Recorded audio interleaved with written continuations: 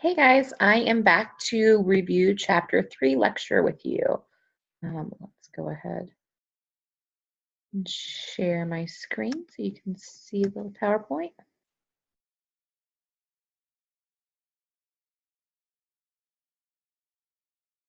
So I said chapter 3, didn't I? I am sorry, it is unit 2, so we are on to chapter 4.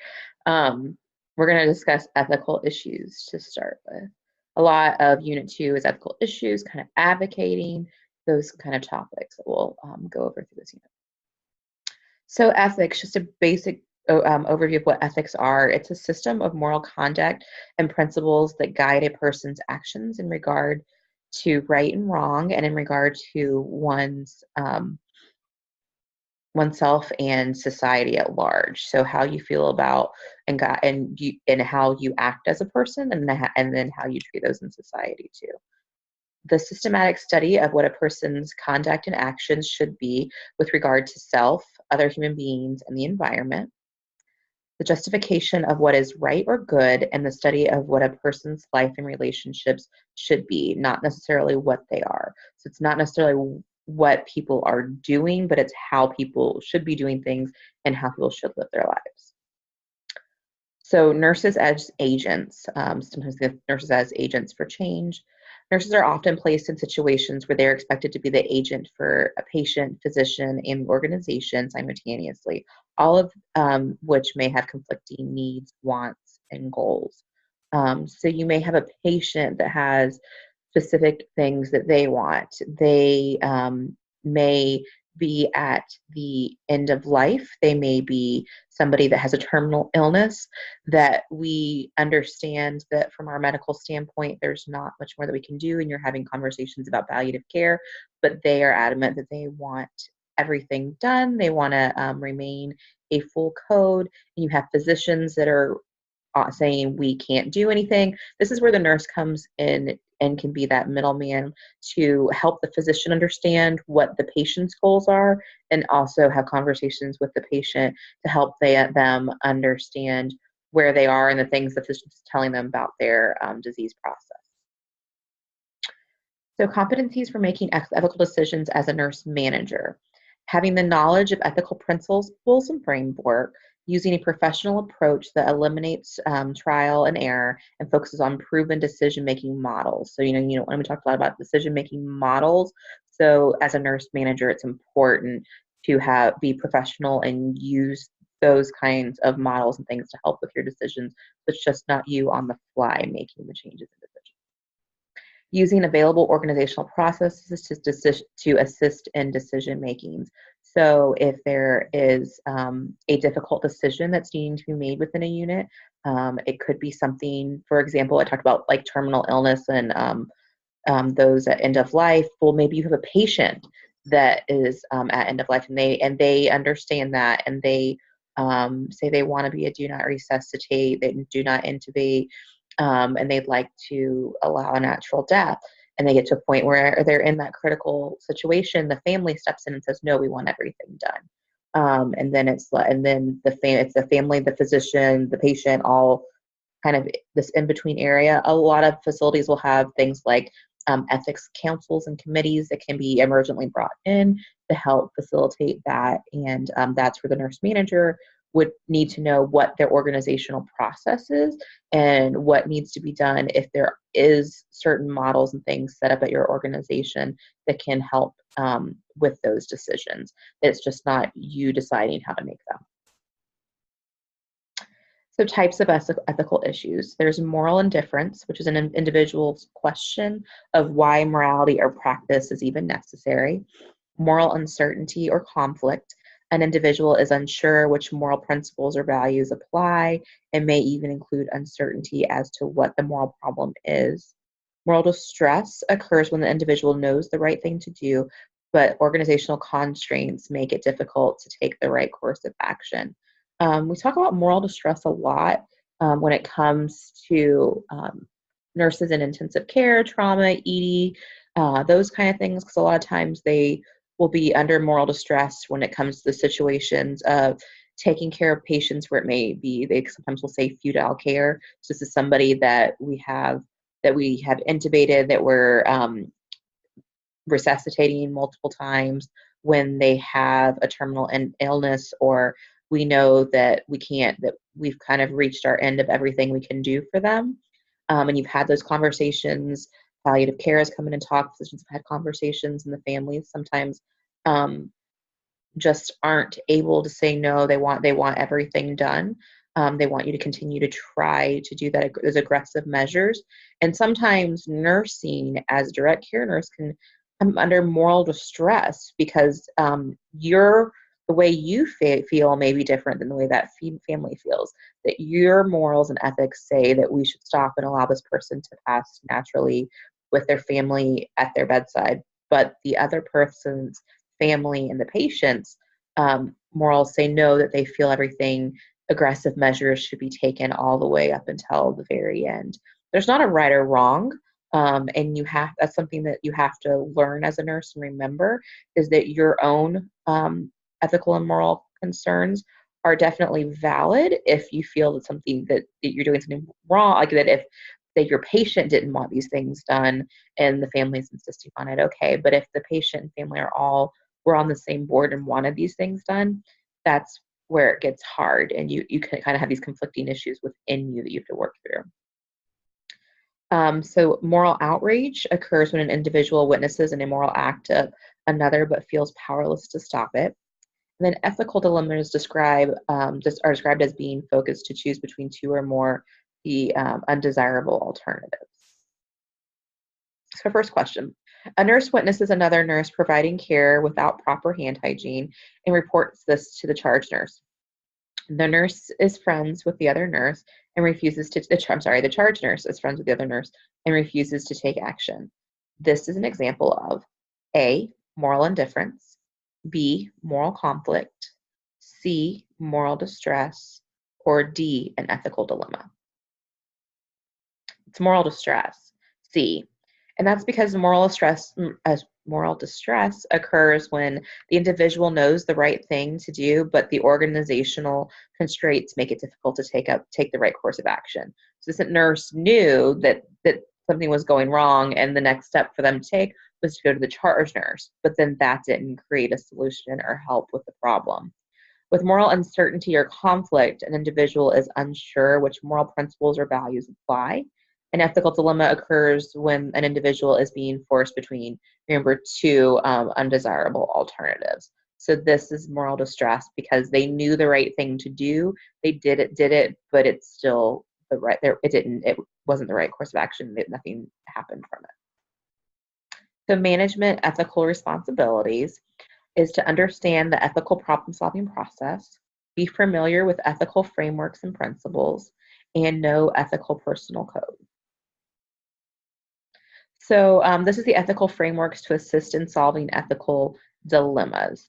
So there are 4 different frameworks. You have utilitarian, which provide the greatest good for the greatest number of people.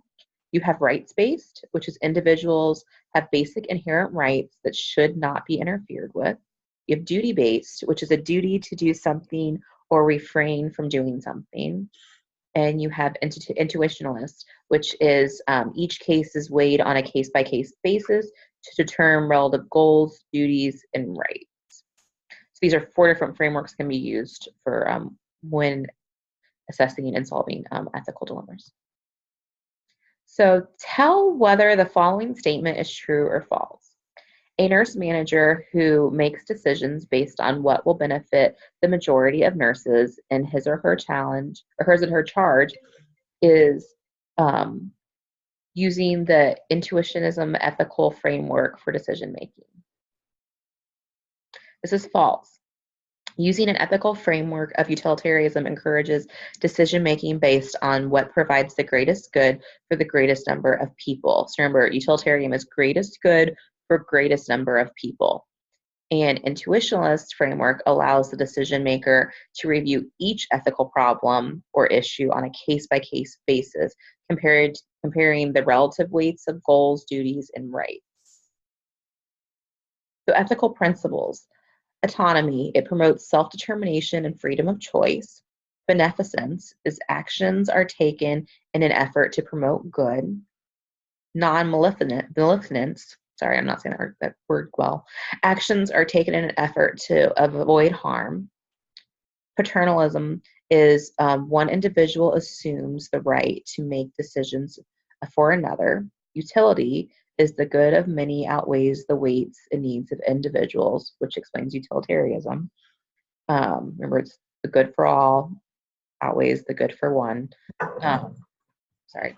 Justice is seek fairness, treat equals equally, and treat unequals according to their difference.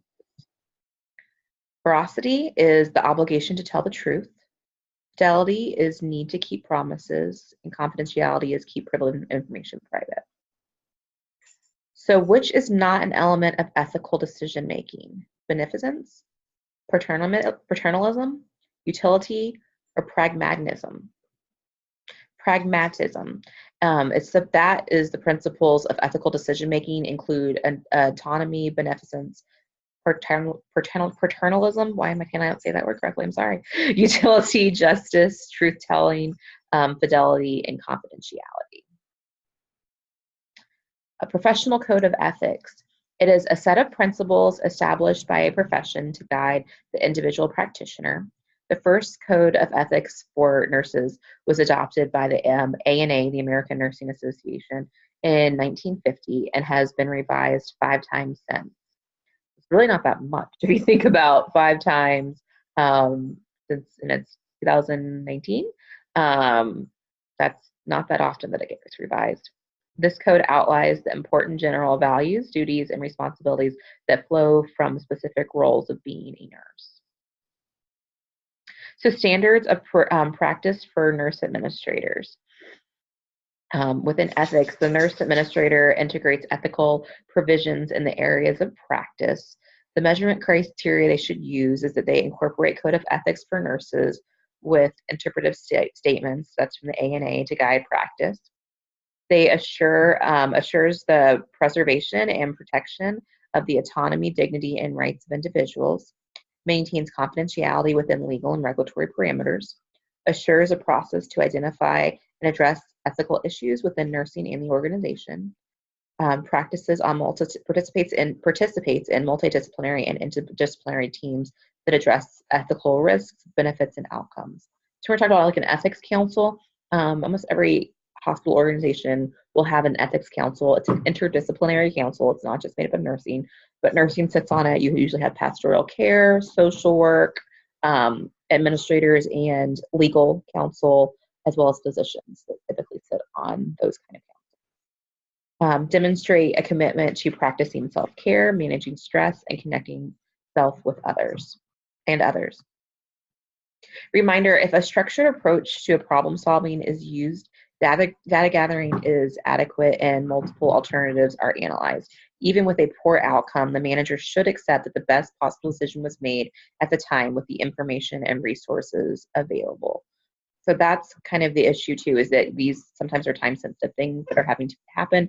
And it's really important to understand that you've gathered the data, you know the problem fully, and that you at the time made the best decision you could with the information you had. So types of problem solving processes include traditional problem solving process, nursing process, and moral decision making model. The moral decision making model is M stands for message the dilemma, O stands for outline options, R stands for review criteria and resolve, A stands for affirm, position, and act, and L stands for look back, evaluate the decision making. I said message is massage, so you really look through the problem. Strategies to promote ethical behaviors as the norm. You want to separate the legal and the ethical issues. That's why typically on ethics councils, you do have legal counsel that is there, because there is a difference between a legal problem, like that there are things that we don't, that legally the state and has laws in place for how things are to be done. And that's why it's important to have that there, but to understand the separation between the two. Collaborate through ethics committees, use institutional review boards appropriately, and foster an ethical work environment. So integrating leadership roles and management functions in ethics. Leadership roles and ethics focus on the human element involved in ethical decision making. Because remember, we are all humans. There is certainly a human element when it comes, because we have our own morals and ethics that don't always align with other people's, but we need to understand in a leadership role that we focus on, that we understand there is that human element when we're making decisions. Leaders are self-aware regarding their values and basic beliefs about the rights, duties, and goals of human beings. So it's very important to be self-aware of how you feel and understand that others may not feel the same way. As self-aware and ethical people, they role model confidence in their decision-making and subordinates. Leaders also are realists and recognize that there is some ambiguity and uncertainty must be a part of all ethical decision-making. And in ethical issues, the manager is often the decision maker. Because ethical decisions are so complex and cost of a poor decision may be high, management functions focus on increasing the chances the best possible decision will be made at the least possible cost. The manager must become an expert at using systematic approaches to problem solving and decision making. And that's the end of chapter 3. Okay, I'll see you guys. I keep saying chapter 3. It's chapter 4. We're much further along than I think. I'll see you guys in chapter 5.